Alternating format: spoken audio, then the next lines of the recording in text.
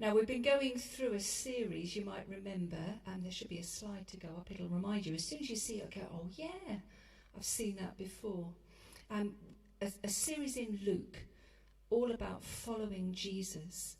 And it's been a little while since we've looked at these passages, because other things have got in the way. But we're picking it up again today. And the last time I preached here, we looked at the passage where Jesus called Matthew. He was a tax collector known as Levi, and Jesus called him to follow.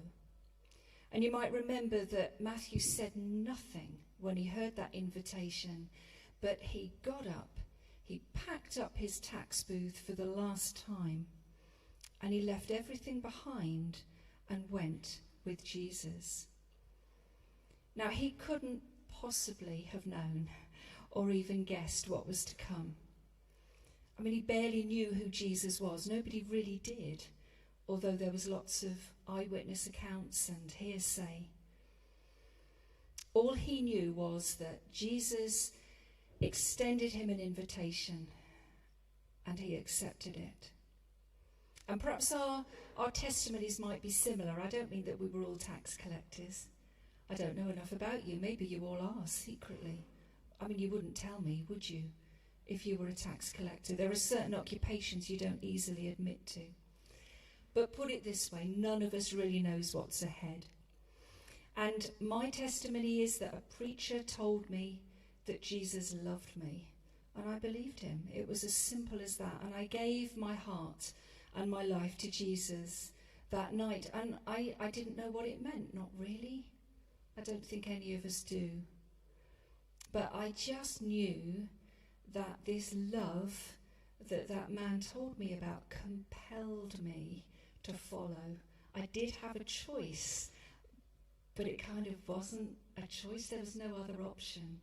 I willingly went, and I've been doing that, following Jesus step by step for 47 years. I'm not telling you how old I was when I made that commitment.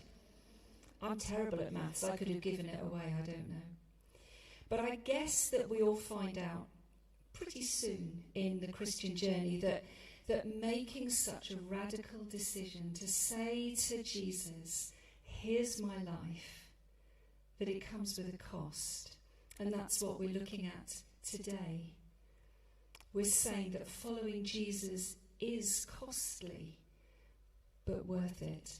And along the way, we're going to unpack something of who Jesus is and how following him impacts us as individuals and as a church. So let's have a look at the reading. It's towards the end of Luke 9. It's going to come on the screen there. Once when Jesus was praying in private and his disciples were with him, he asked them, "Who do the crowds say I am?" They replied, "Some say John the Baptist, others say Elijah, and still others that one of the prophets of long ago has come back to life." "But what about you?" he asked. "Who do you say I am?" Peter answered, "God's Messiah." And Jesus strictly warned them not to tell this to anyone. He said, "The Son of Man must suffer many things and be rejected by the elders, the chief priests and the teachers of the law, and he must be killed, and on the third day be raised to life." Then he said to them all, "Whoever wants to be my disciple must deny themselves and take up their cross daily and follow me. For whoever wants to save their life will lose it, but whoever loses their life for me will save it. What good is it for someone to gain the whole world and yet lose or forfeit their very self? Whoever is ashamed of me and my words, the Son of Man will be ashamed of them when he comes in his glory and in the glory of the Father and of the holy angels. Truly I tell you, some who are standing here will not taste death before they see the kingdom of God." And for context, this comes after two key events. Chapter 9 opens with the mission that the disciples undertook. They were sent out, you might remember, to nearby towns and villages in twos to put Jesus' words and actions into practice. And other gospel accounts of this same mission tell us how amazed the disciples were that they could do this stuff. They could heal. They could deliver people from demons just like Jesus could. And in the background, Luke tells us, Herod, who was the Roman ruler of the region, was trying to get his head around what was going on. Just who was this Jesus? He wasn't alone in asking that question. And maybe you remember asking it yourself. Perhaps some of you here are still asking it. Who is this Jesus? And then after that mission, Luke goes on to recount the miracle of the feeding of the 5,000, which was proof, if any more were needed, that Jesus was an extraordinary man. I was reminded as I prepared this of the scene of devastation after the wreath-making event back in December, when the entire carpet was covered in bits of foliage and things that had dropped off. And I think that hillside looked like that with the breadcrumbs.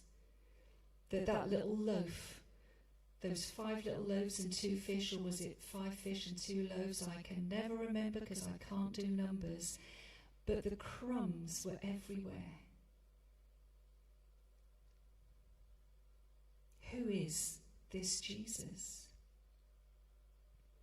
Our passage starts with Jesus going off to a quiet place to pray, because he knew, and we are slow to learn, that you can't give out without having to refuel, recenter.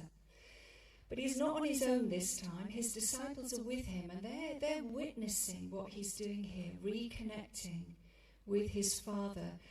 I like to imagine they were having a go at praying themselves. All of us, years later, find that we're still having a go at doing this stuff. And out of the blue, it seems, comes Jesus' question. Who do the crowds say I am? Now, over Christmas and New Year, we found a new board game. Once with some friends and then with family, and it's called Herd Mentality. Have you heard of it? Anybody? Herd Mentality? Oh, some hands there. It's great fun. It's great fun. So basically, a group of players is asked a question. I mean, it might be something like, what's the best flavour of crisps? It's really deep stuff. What's the most boring sport to watch? Do you prefer ketchup or mayo? All sorts of questions like that. And you get points when you choose the most popular answer.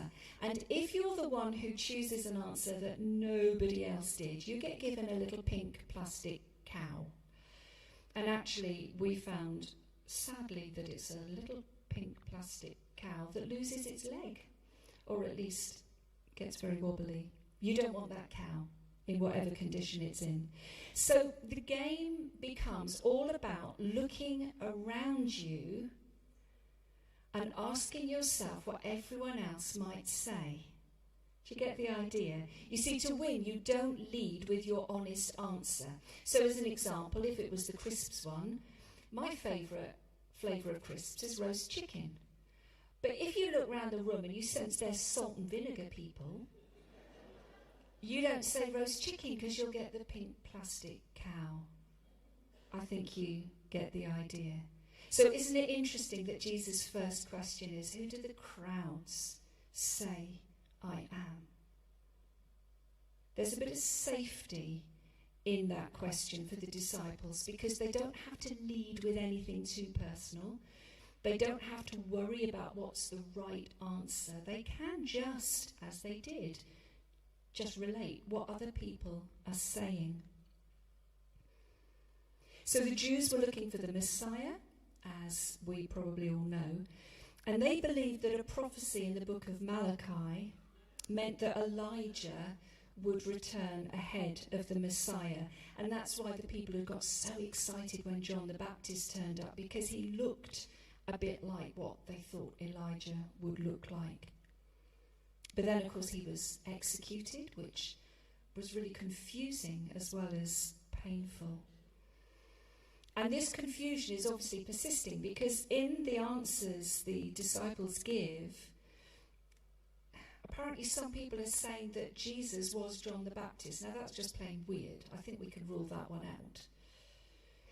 Or at the least, maybe that John the Baptist had somehow come back from the dead, which is also a little strange. But maybe Jesus really was that longed for Elijah. Or if not him, then maybe another Old Testament prophet. And the short answer is that nobody really knew what to think. And here's where Jesus shifts focus. But what about you? Now, when I first started my prep for this talk, I was reading and rereading the passages I like to do over a period of weeks. Do you know the Bible never gets boring? If you keep reading the same passage, you never get fed up with it. But this question caught me short every time.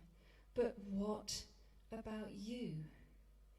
Now, to the people he was talking to, the disciples, he might have added, you who have witnessed my devotional times, you who've experienced it on mission for yourself, you who've just been part of feeding all of those people and clearing up all those crumbs. You see, herd mentality isn't just a game. Going with the flow, following the cultural norm, doing things that we see everybody else do around us might be just what we do. But when it comes to the matter of Jesus, it doesn't wash. You know, for us coming to church or watching online every week is great. Coming out with the right things to say is great. But all of us sooner or later have to face this question, but what about you? You know, if we were face to face with Jesus right now, we wouldn't be able to say, oh, but he said, and I thought that, and he... But what about you? What do you think? What do you believe? What do you hold to be the truth, regardless of what the popular opinion is? And this is where Simon Peter spectacularly breaks rank, and you've got to love Peter. He's bold and he's brash, and he is inclined to put his foot in it. You might say he speaks without thinking. And sometimes actually that's just what we need to do. Some of us are so kind of bound up with logic and working things out. I love a list me. I love writing things out. And if I'm trying to make a decision, I'll have a little list of paper. Does anybody do this? They make a list. They have columns, pros and cons, or desirable, essential, necessary, just to see what it looks like on paper to make this decision. Sometimes logic's great, and sometimes it's the thing that stops us seeing what's really in front of us. If you've ever listened to something coming out of your mouth and you're thinking, where did that come from? It's probably the Holy Spirit. Now, in the parallel passage in Matthew 16, we read this, but what about you, he asked. It's the same question. Who do you say I am? And Simon Peter gives a fuller reply. You are the Messiah, the Son of the living God. Jesus replied, blessed are you, Simon, son of Jonah, for this was not revealed to you by flesh and blood, but by my Father in heaven. You know, it just confirms Peter hadn't made it up. He hadn't worked it out. Nobody had said words like this before. I mean, everyone must have been surprised. I don't doubt that Peter was the more surprised. Where did that come from? The answer kind of burst out of him as the most obvious thing. Downloaded from heaven, you'd probably say. But what about you? What about us? who do we say Jesus is? And if we can get the answer to that settled, we might use Peter's words. It's fine. We can agree with him. Yeah, I believe Jesus is the Messiah, the promised one. But what do we do about that? It's not enough just to know stuff. Even if we're right, it's not enough. What do we do? And this is where we turn to the rest of the reading, and I'm afraid that if you think you're sitting comfortably, that might be about to change. Because Jesus says this, whoever wants to be my disciple, it was there a second ago, must deny themselves and take up their cross daily and follow me. I spent an uncomfortable hour or so researching Roman crucifixion, why the method was used, what the details were, and we know some of the background, don't we? Some of the overall image. We've seen the pictures, we've seen the movies, and it's not pretty. So I'm not going to give you the science or the detail, but it was brutally cruel. It was all played out publicly in order to cause maximum humiliation and extreme pain. I don't think we can picture the pain. I used to say, I've endured childbirth, I can cope with anything. Not quite true. Because there was violent scourging beforehand, and then the physical rigours of being suspended on the cross. And we know from the gospel accounts that typically the condemned prisoner would be made to carry the crossbeam through the streets to the place of execution, where the upright would be there waiting to be connected with it. Those uprights were there as a permanent reminder to anybody walking past that executions took place. There was almost, watch out, it could be you. So if you take up your cross, it's not just bearing an uncomfortable burden. You know, some people use the phrase a bit lightly, implying that it's nothing more than just an unpleasant thing to have to do. And it was unpleasant, you're right, and it was uncomfortable, but it's also knowing that it's a journey that leads to certain death. And that's where I kind of landed in my thinking about what it means. It's a journey to certain death. And to tie this statement into the context, we always need to have the context. We've just had Simon Peter's confession of faith, after which Jesus says the Son of Man must suffer many things and be rejected by the elders, the chief priests, and the teachers of the law. And he must be killed, and on the third day be raised to life. Now he's predicting his own death really clearly there. And we know, strangely, it seems that the disciples never quite got their heads round it. Like, how much more clearly could he say it? But maybe they just didn't want to believe it.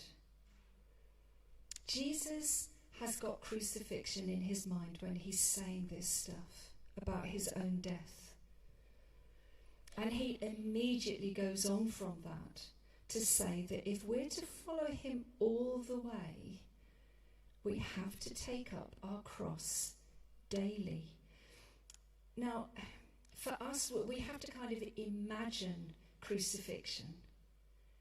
But for the people hearing this stuff, crucifixion was real and it was all around them. You know, the Romans really wanted to make their point. The uprights were there at the place of execution, but they would leave the bodies up for days.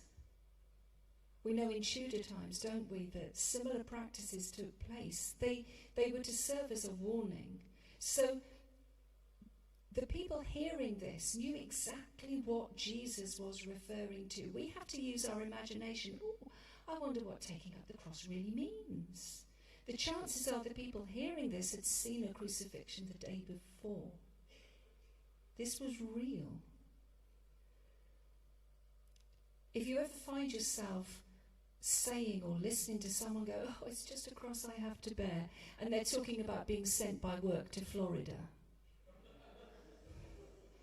they've completely missed the point. So let's talk about some things that we can draw out of this. What it might mean to deny ourselves and take up our cross. So denying ourselves. Now, frankly, we're poor at denying ourselves. I know that you get some ascetics, what do they call them? Anyway, people who kind of try and diminish the flesh. But most of us are terrible at that. In fact, we put enormous amounts of time, energy, resources into making sure we're looked after. I mean, the message of our age is you're worth it.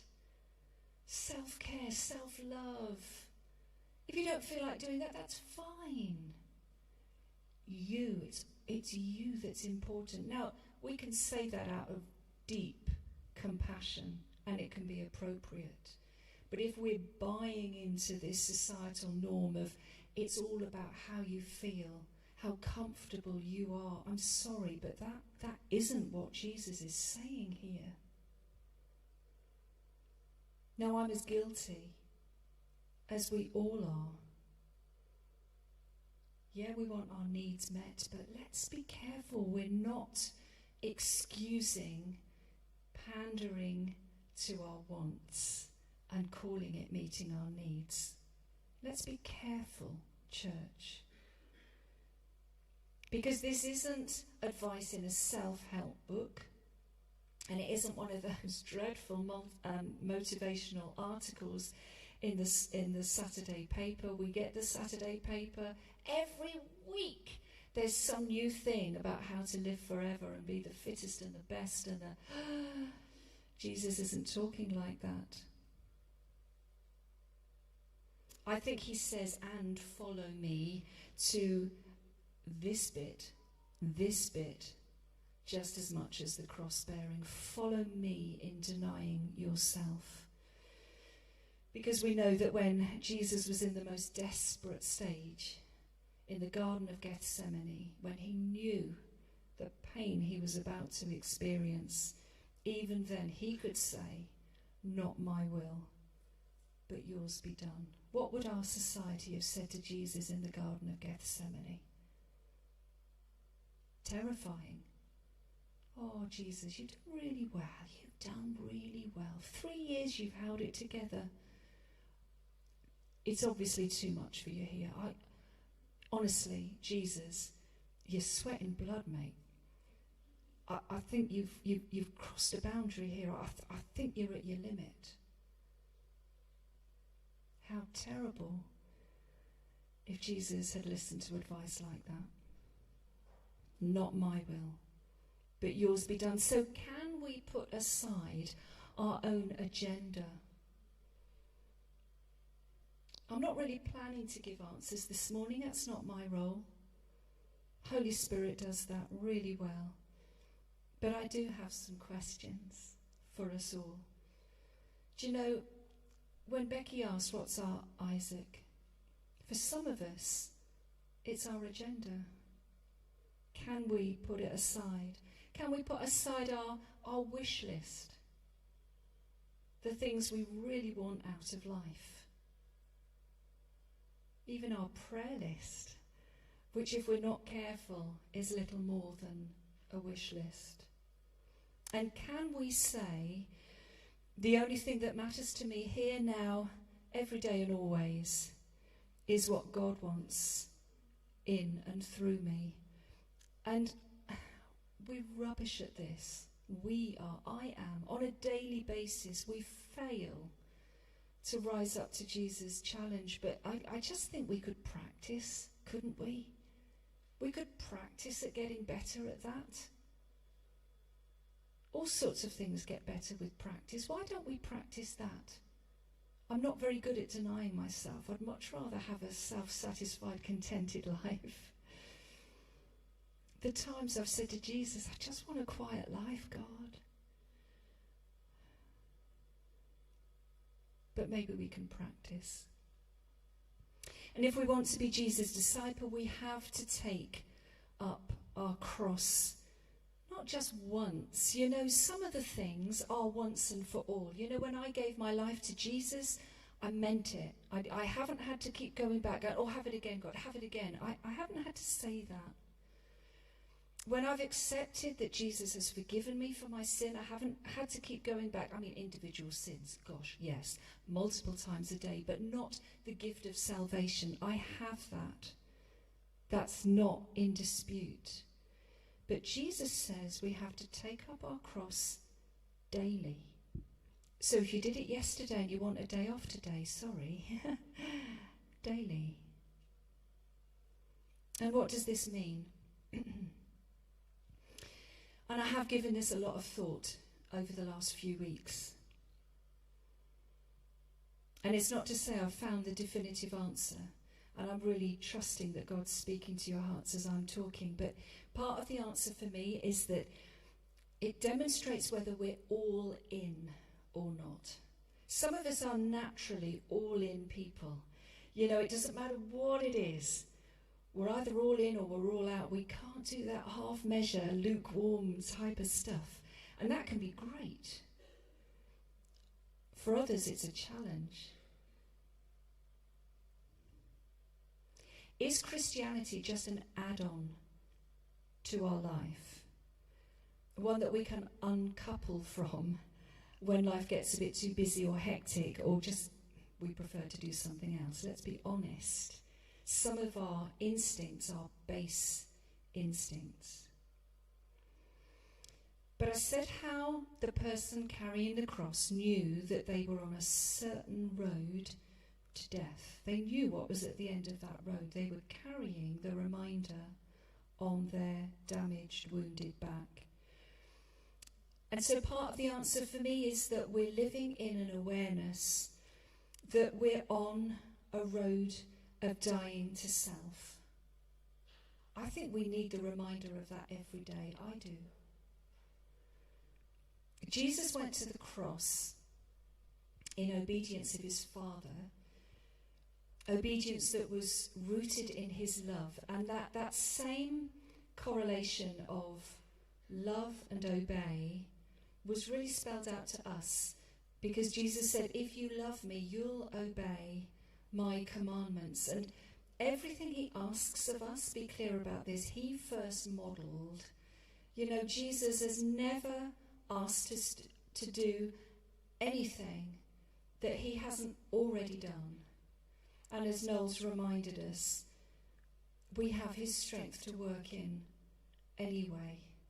So the question for me is, how far would your love for God take you? I think that's the question. How far would your love for God take you? As far as the cross, where our old life dies and our new life begins, and that's a life that's surrendered daily to his lordship and leading. I said at the start that it was hearing about God's love that compelled me to follow him. And I really did have a choice. Nobody made me take that course of action. But there was something so winning, so attractive about that love. And I hadn't experienced any of it. I just heard about it. But it was enough. I willingly gave my life away. And I guess for me that has to be the bedrock of our relationship with Jesus. Because, you know, we're still in that season, it's still January, when we're thinking of new strategies and new ways and what didn't work last year, what can I do differently? You know, some few of you, maybe 2 or 3, might even have still held on to those New Year's resolutions by now. But it it's not about determination. I mean, it helps. But it's about recognizing God's love for us and what it cost him and what it means to us. Which means that we let go of anything and everything else in response. And again, that ties beautifully in with what Becky brought us. I can't answer for you what that thing is, but you may know. And if love isn't our motivation, then all the rest is worthless anyway. It's all about love. It's only about love. And these thoughts bring us nicely to the next few verses, so we'll just carry on for a few more minutes. Whoever wants to save their life will lose it, but whoever loses their life for me will save it. What good is it for someone to gain the whole world and yet lose or forfeit their very self? You might have heard already that God seems to operate a really topsy-turvy economy. The normal laws are suspended when it comes to how God runs things. The first shall be last, the humble will be exalted, the meek will inherit the earth. If you give, God will open the floodgates and replenish you. And now we hear this, that when we deny ourselves, when we seek God's will instead of our own, when we lay down our rights and our priorities, our agendas and our dreams, then instead of disappearing into nothingness, which is kind of what we dread and suspect might happen, but if I don't have that, you know, this Isaac for you might be your very identity, but God, if I give that up, then what's left? Who am I without that? Who am I without that person? Without that project? Without that status or reputation? Who am I? If I give that up for you, who will I be? Will I be nothing? Because it'll sure look like nothing. If I put all of my offering into that basket, what will I have? What kind of mess will I have got myself into? Nobody around me will understand me making a decision like that.